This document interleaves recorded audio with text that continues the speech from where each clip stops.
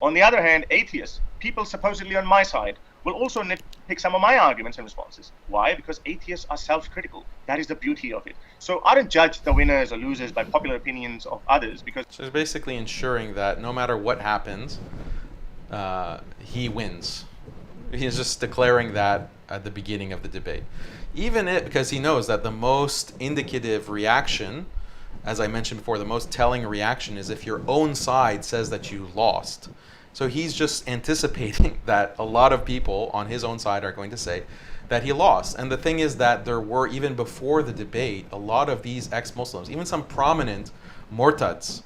Like there's this guy named Armin who is heading some of these atheistic ex-Muslim activities, who called it 2 weeks in advance and said that Harris is going to lose. Harris is going to get humiliated. So he anticipated that, and that kind of makes me sad. Like, you don't have enough confidence to go into this debate and think that you're going to have solid points, you're going to beat the other side with argumentation and with evidence. It means that he doesn't respect the concept of debate. He doesn't respect the concept of reason and rationality and bringing evidence to support your points, finding the truth, discovering the truth. These are actually values of faith. These are values of Islam. And it's also found in Christians. It's found in other people who value God. But if you're an atheist, then you're not going to value truth. You're not going to value the beauty of reason and rationality. You're not going to value that. It's all just a show. It's all just how many likes am I getting on social media, and is my hair looking nice in the camera. That's all it's about for these ex-Muslims, these atheists, Murtads. They don't have a concept and value for truth. So inherently they can't really win these debates if they, all else being equal, they show themselves. They show that they don't have this kind of concern. Here's a comment that I got from Right Reaction on the live chat. God bless the Muslim skeptic. Tons of support from us Christians.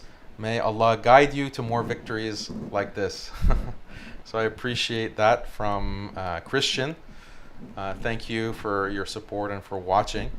And Ameen, amen to your statement. Oh, and he also gave a super chat. Thank you so much. Great work on the debate. God bless from all of your Christian supporters. Okay, so this is another example. These are Christians. They don't necessarily support Muslims, but Christians can see that atheism is such a deadly, evil force in the world. This liberal, human rights, secular vision is going to destroy the human race. And so they're happy whenever they see even Muslims arguing against their worldview. And honestly, this is something that I have said a lot in the past.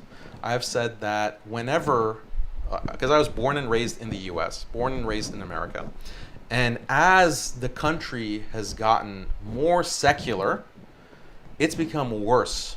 As the country has left Christianity, become less Christian, with Christian family values, all the values of Christianity in terms of modesty, in terms of marriage, community, as that has left and these Christians have, many of them have become secularized, liberalized, the country has declined. And I live in a very conservative part of the country. I live in Texas.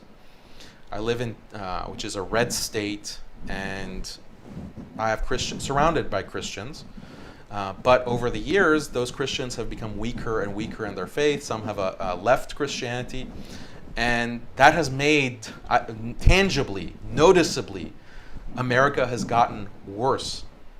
So I would much prefer to live in a strong, as a Muslim, as a conservative, Orthodox Muslim, I much prefer, given that we can't have, and we'll talk about this, we can't have a country in the world that practices Sharia completely because the West is going to bomb it and sanction it and starve it to death. Given that, what is the next best alternative that we have in the world is living in strong Christian countries.